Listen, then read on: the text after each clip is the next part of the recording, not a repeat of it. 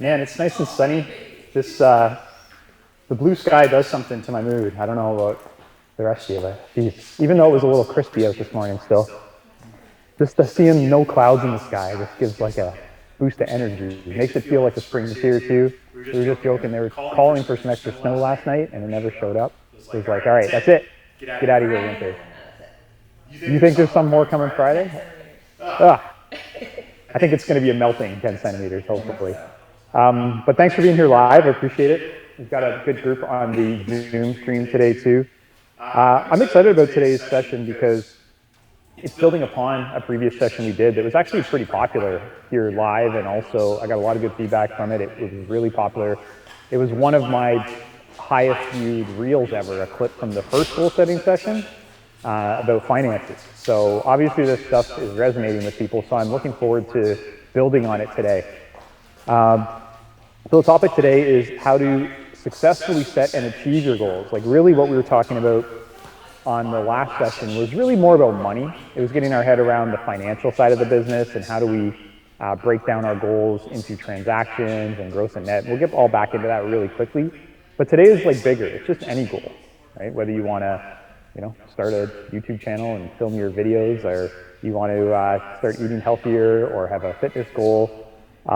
It could be something like, I'm always trying to be a better parent. We've got another father in the room, right?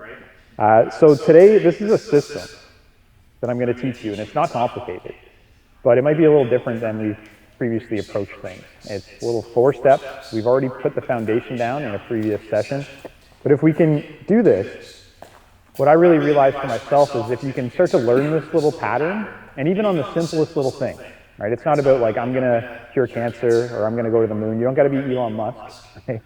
But if you just apply it to something really simple, you learn, oh, I can do this loop, and I can apply it to anything I want that seems out of my grasp right now. The thing is, I can't guarantee how quickly the goal is going to show up. That's a matter of effort and time, and sometimes that stuff's out of our control, but we all plan on living for quite a while. I saw a news article today that was saying, the average baby born today is projected to live till well over 100. What are their lives going to be like? They're only starting today, and they're going to be 100 years old on average, the way our life expectancy is going. So we got some time left on this planet. And that's what I'm excited to talk about today, is what are we going to do with that time. Just a quick reminder, so next week we're off, it's March break week. I'll be writing up some new content, doing some new things, maybe we'll post some old clips. I'm excited to come back with something very tactical, my favorite negotiation book. If you haven't read it, I highly recommend it. It's called Never Split the Difference by Chris Voss, former head of FBI negotiations and hostage situations. The book is incredibly entertaining because every chapter goes through a real FBI hostage situation, and then he gives the tools or principles. And if this stuff works with people who are crazy and completely unreasonable, anyone ever had a client like that? If it works with a hostage situation on both sides, dealing with the hostage, dealing with the family of the person who's being held hostage, and him being in the middle, those lessons, if we take some insights from that book, we can apply them very easily to all the things we negotiate in our lives. Starts with negotiating with ourselves, and we've got our clients, we got to earn the business, we get in the middle of back and forth deals, you've got a home inspection issue that came up, you got someone that doesn't want to budge by $500, right? And this isn't like, it's not a crowbar, these are like very smooth, tactical, psychological mechanisms. So I really am excited to bring you this one. The book has probably 25 to 30 tools inside of it. I'm going to highlight like my favorite 4 or 5. And that I've really applied. Then I'm going to be talking about meditation, really big one of mine. I know some of the people in this room or maybe on the live stream also are serial meditators. I'm going to try to take a little bit different approach, kind of show you, if you're not into meditation, like what it is, and maybe take the little like woo-woo stigma away from it and just make it a little easier tool. And then on April 4th, heading into the spring market, I want to talk about very tactically, like how do we write winning offers, and not in a way we wrote them in the last 2 years, which was put your biggest, highest price and remove all your conditions. That's how we wrote winning offers for the last 2 years. Now it has a lot more to do with the tact between the other realtor, getting in front of potentially the presentation with the seller, the actual cleanliness of the offer, even if it does have conditions, how they're written, the information we gather ahead of time, all that stuff. A little bit of leveling up our skills. So I'm excited to bring all that to you. So mark your calendars and please join me. Also, just very quickly, again, I just excitedly, I've been putting a lot of extra effort in. I finished my slide deck last night because I got an email from the Buzz conference that said, we need your slide deck by a certain date, which is way before the presentation date. I'm like, oh, I better make that. So I went and I actually built my entire slide deck. Now I have to finish the presentation, but it felt like a good, again, in a goal setting sense, it was like one of these like milestone goals for myself to get that, okay, that's in the rearview mirror. But it got me really inspired to give this presentation. It's a whole new presentation for me, talking about mental health, trying to share my own journey. Has nothing to do with sales, whatever, so I'm hoping to bring that presentation to you at the Buzz conference, but also looking to record it and share it with you afterwards too. And a quick reminder that all these replays of all these sessions are available on the Agent Pro app. Okay, let's get back. Does anyone remember our last goal setting meeting? Thanks. Don't worry, we're going to quiz you on SMART very shortly. That's coming up, Josh. No, our last goal setting meeting, it was actually January 10th, which, what's today? So it's about 2 months ago. What it was all about financial goals for real estate. So what we did, the overview of it, we basically looked at your home life, right? What is your financial obligation in life? We broke it down from that need number. This is like the base minimum number you need to earn before you start going negative each month. We'll call that our burn rate or whatever. Then we set a want goal, which is like the need plus, having a fun life, making all the effort worth it. And then we went with a dream goal, something big and exciting. We also talked about the difference between gross and net. And I think that video really resonated with a lot of people. It's actually my highest viewed Instagram reel ever. And then we talked about breaking that down into just number of transactions. So we can get a really simple number. You need to do 1 deal, 2 deals, 3 deals, 4 deals a month to hit these different goals. Trying to make it simple. So this is building on that session. We're going to call this Goal Setting 202. That was like the foundation or the basement. We're going to like lay the first level on, right? So would love some audience participation. So not trick questions, right? What is a goal? Anyone? Is it a SMART goal? Not yet, but you're getting ahead of yourself. The Zoom wasn't on our accountability session, but we'll get to that in a minute. But in general, what is a goal? Like a target, something that you want to achieve. Great, yeah. Does anyone have a different interpretation of a goal? Yeah, it's quite simply, I wrote here that it's a statement of where I want to be in the future. Like I want to be over there next month, next year, or whenever, right? It's a shift. In math, they call it like the delta. It's like the difference between where I'm at and where I want to be. It's something I don't already have. I have a goal of being over there. The second question, and that seems pretty straightforward. I want something, why don't I just go get it? But why do we fail? If we declare something, I want that, or we think about it, or we dream about it, or we write about it, we make a vision board, whatever you do, right? Watch a YouTube video, get inspired, but then we don't get it. What stands in their way of goal? It's not achievable. Like it's difficult. Well, this is an easier question. Everyone knows why we don't achieve. This is you're like, I know about this. Yeah, I'm an expert at not achieving my goals. I love it. Thank you.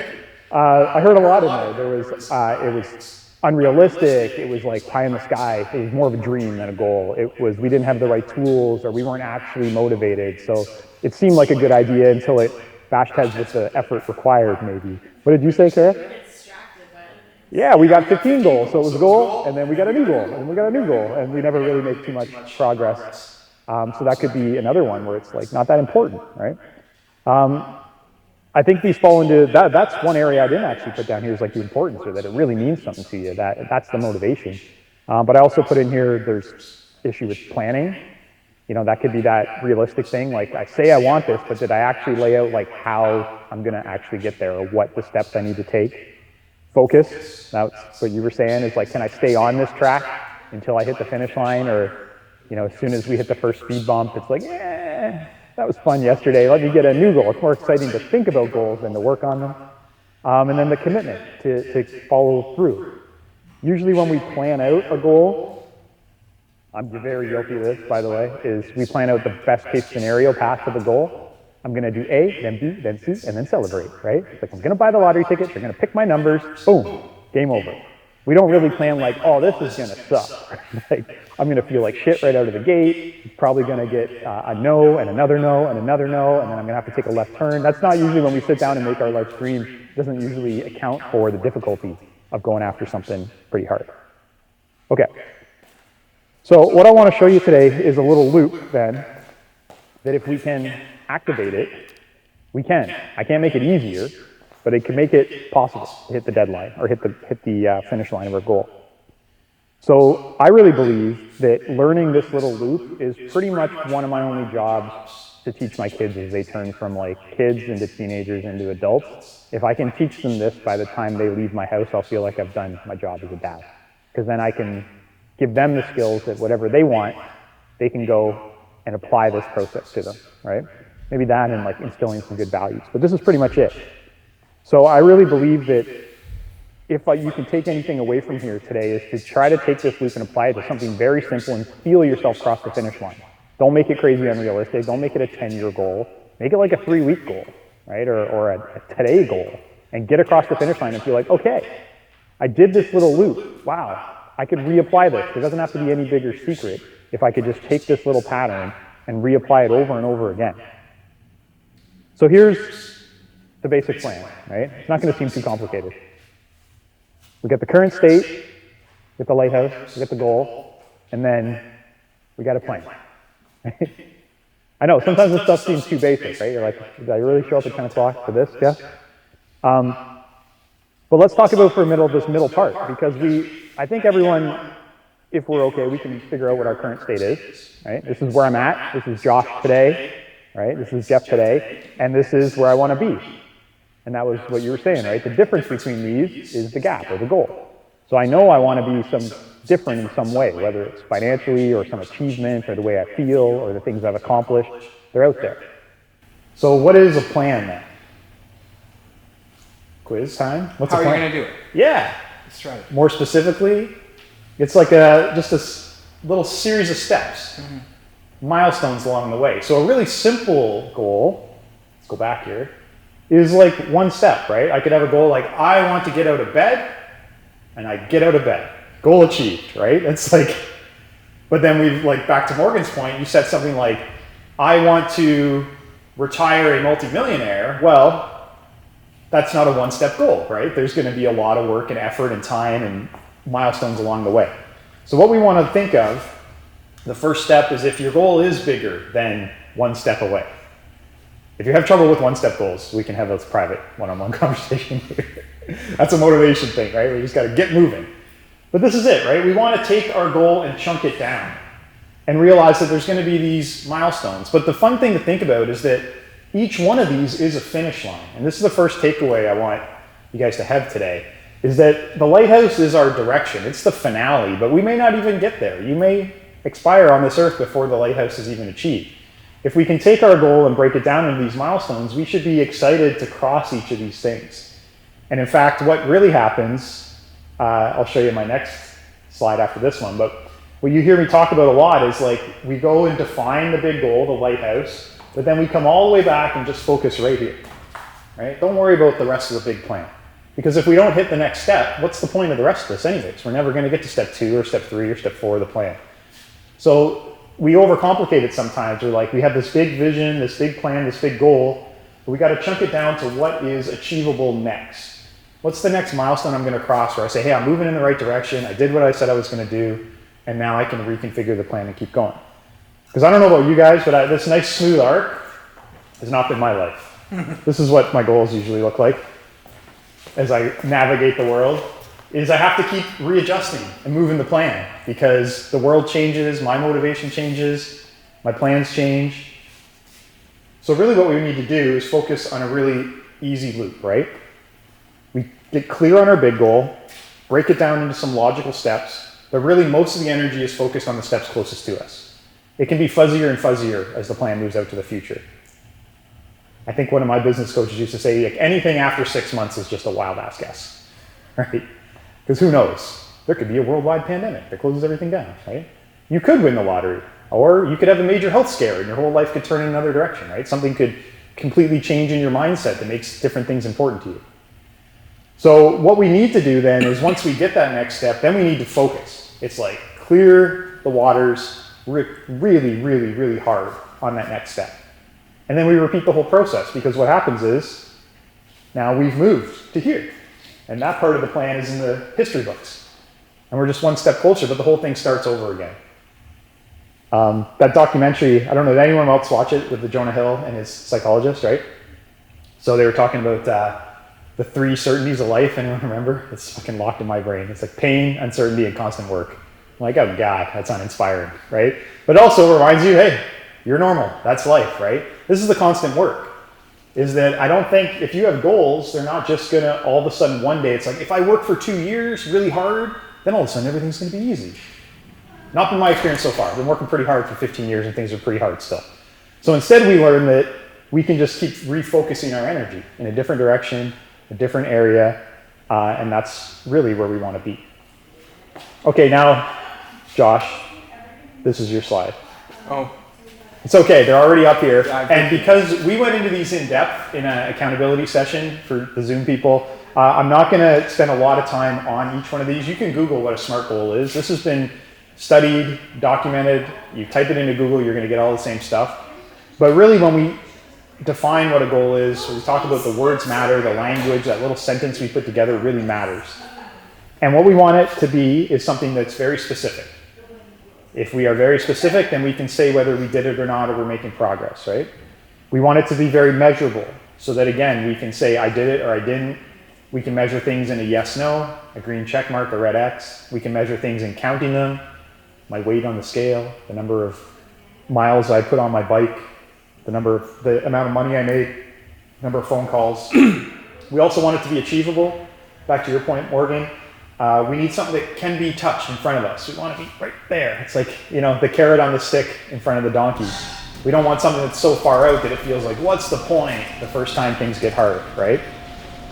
It needs to be relevant to the overall lighthouse to keep our motivation and your bigger goals. Because again, if somebody tells you, go do this, and you can't connect it to the bigger plan in your life, you're going to lose your motivation really quick. And then we want to put time on it. We want some urgency. The simplest way to think of this, even simpler than a SMART goal in the acronym, is what, by when, right? That's a goal. And a lot of people forget the by when part. We just like, I want this, and it's like, by when, right? Let's get specific.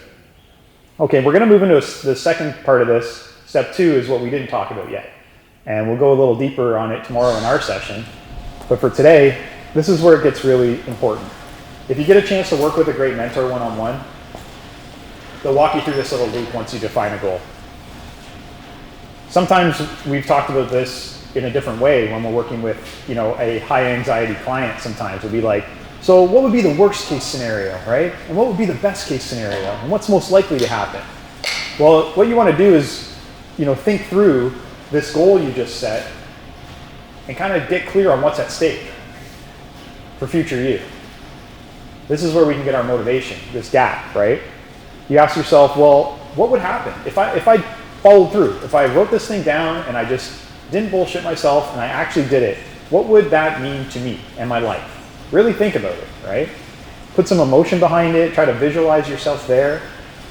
And then the shitty part is imagine the much lower version of yourself that immediately flakes out on this goal, continues just to rewrite new goals every week and not make any achievement on them. And try to watch those 2 paths of your own self veer. Project them out a couple years, or even, this book I was reading last night is actually Phil Stuntz's book. One of the last tools they talk is about visualizing yourself on your own deathbed talking back to you. It's like, oh God, that's heavy, right? But thinking like, what's at stake? If I went and did this, what would life be like? What is the feelings going to be like? How is this going to help the bigger plan? And what if I don't? What if I keep repeating the pattern and I don't make any progress on this and I don't do anything? What's that going to end up having me feel like? And the contrast between those 2 states, that's motivation, right? That's the little spark that can keep you going and keep you pushing when things aren't easy. So that's what I put here, right? If we can identify the gap between these 2 thoughts, that's really where motivation comes from. Sometimes we only think about the what if, and it gets exciting, but it's not enough, right? Honestly, this one's a lot more powerful. What if I let myself down? What if I flake out on this again? And it can be even deeper than you think, because you start thinking really negative. You're like, well, maybe I just learned this behavior and I just stay here. Maybe things get worse, right? Maybe I'm like broke and old. Maybe I'm homeless. You can really go dark with this, right? But then you think the what if? What if I just committed to this? What if I just kept going? What if I had started to learn a new pattern today and fast forwarded this out 5 years, 10 years, 15 years, right? What effect is this going to have on my kids, on the people around me, on my own, mental health? And you can start to feel that gap, and it's like, it's worth it. That's what you want to leave here with that thought when you do this exercise is, fuck it, this goal is worth it. I'm going to go, right? It's worth it even though it's going to be tough. The next step, you guys know this, we've taught this a lot before, but if you want to make your goal a lot more achievable, you want to get it visual some way. The way we're setting our mini goals every week, I'm sending you back an email immediately after you set it. The easiest way would be print that thing out and stick it somewhere, or screenshot the email somehow, write it down somewhere, put it in your journal, read it every morning. But it's really easy to have a good intention and set something and then forget about it tomorrow because life's busy and we get in the whirlwind anytime we're trying to do something new. And the other step to this is to add some accountability to it. Full audience participation, but how can we add some accountability to our commitments and goals? Tell somebody. Yeah, make it public, right? How else? Yeah, that's a little deeper than just telling somebody, but asking, hey, you hold me accountable to this, or you tell me yours, I'm going to tell you yours, we're going to keep this. That's like real visible. It's right in somebody else's face and mouth. How else can we have accountability built into our lives? I mean, apps and trackers and... Sure, you could put it into some kind of app or tracker, or like you said, when I'm trying to quit things, I know you've got a tracker going, you can print that calendar out, so many days since I haven't done this, or green checks, keep it visual that way. I have another one. Yes. Make a commitment. And I know that's kind of like telling somebody, but I mean, that's one of my own personal accountability tools is I will tell somebody that I am going to do something, and if I don't do it, there will be repercussions. And I can't fail, or I have let someone down. For sure, yeah, you've built in your own, pain of not wanting to let others down, so you throw the goal out there on them, make a promise, right? Yeah? Give yourself put a reason behind the goal. Like in this field specifically, if you don't achieve your goals, you're broke, right? Basically, you have no money. So, so there could be you can self-inflict punishment or reward on the goal. When I get this, I'm going to treat myself to that. Mm-hmm. I'm going to stick to that. Or if I don't achieve this, I'm going to have to inflict this punishment on myself, right? Mm-hmm. I joke sometimes. We get into some deep coaching conversation. People start blah blah to me, and I'm like, "Are we going to start typing up your resume? Is that the punishment here, mm-hmm. right? Are we going to go look for a new job, or are we just going to get going on this, right?" Mm-hmm. So I love that. I used to have a few of them. I remember I'm not consuming alcohol anymore, but when I very much liked a beer, I was in my Guinness drinking phase. It was like when I got my full daily action checklist for the day done, I would get to crack my Guinness for the day and sit down and drink it, right? But if I didn't, I had to either finish it and drink my beer a lot later, or I didn't get to have my beer that day, right? And so it was a little loop I built in for myself. These don't have to be super complicated, but you also can't cheat on them and lie to yourself, right? Okay, this last step in this 4-step loop is having to own your problems, right? And this is the tough one. Because inevitably on our path to the goal, problems are going to come up. It's not going to be a smooth and easy path. If it was, congrats, but your goal is probably pretty easy, right? Pretty small. So if you've picked anything that's going to challenge yourself, it's probably going to come up with some barriers. And the default, and this isn't just, I'm not speaking to anyone directly, right? I do this too. The first reaction whenever anything doesn't go our way is to blame something, because that feels good. It takes the pressure off. It feels great to go, the weather, right? The snowstorm, Isaac, right?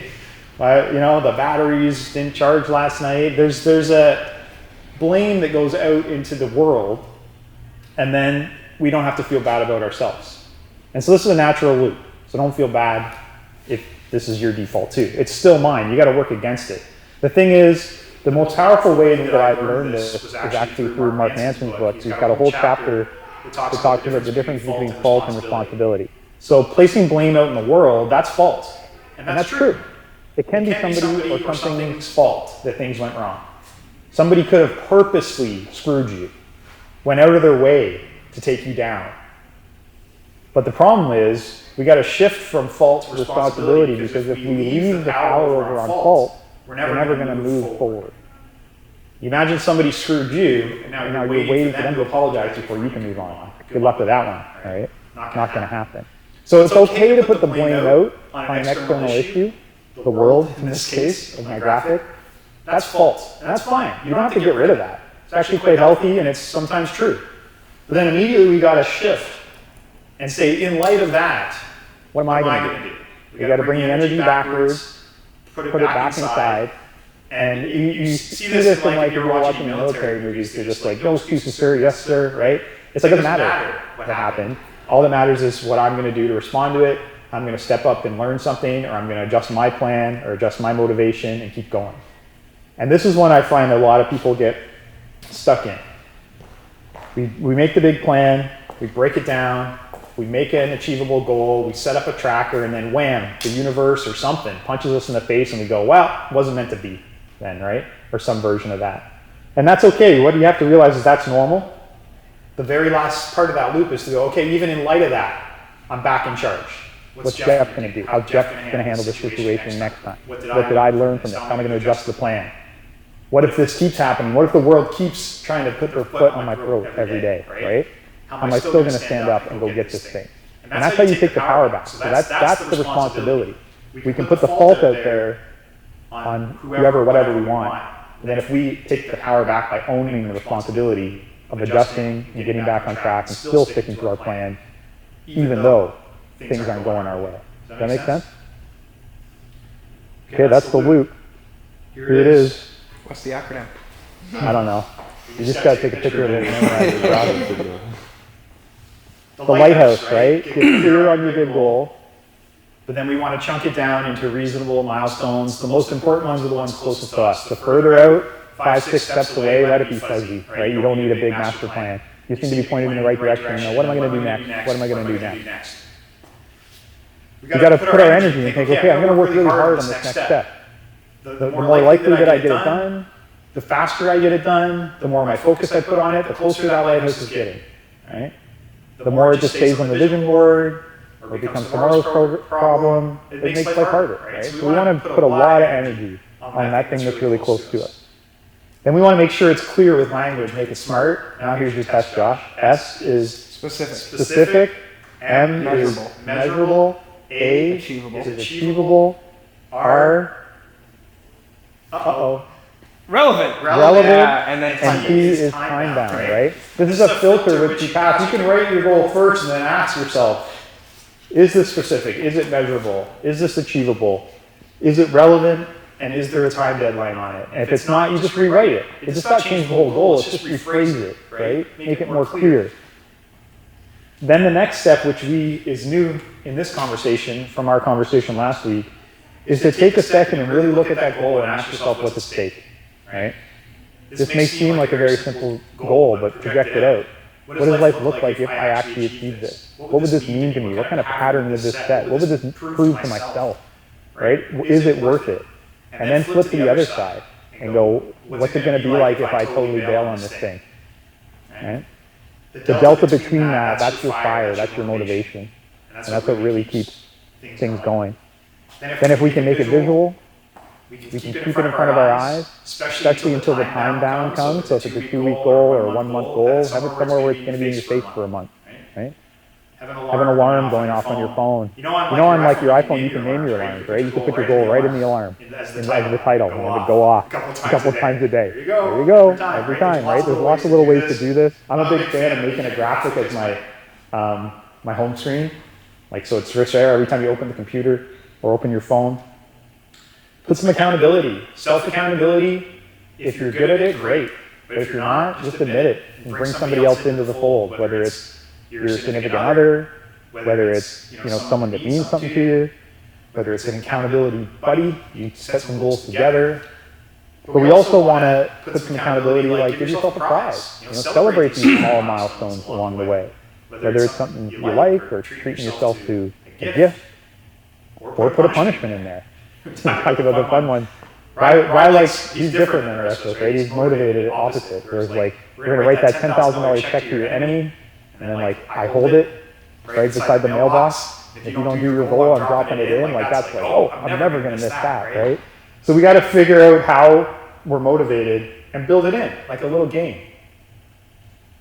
And the last step, which I think is one of the most important in this process, is understand when things don't go our way, it's okay to put the fault out there and label it correctly. Then immediately you have to turn that thought around and go, okay, what? Doesn't matter. What am I going to do? Right? The universe is not just going to align itself because I said I wanted something. It's probably going to be the other way, in my experience. As soon as you define a goal, you're almost immediately punched in the face with an immediate failure. Because if you weren't, you'd probably already be achieving the goal, right? It just makes sense, but it sucks when you're in the middle of it. And that's it. If we can take that. My big takeaway today is you want to chunk this down to something.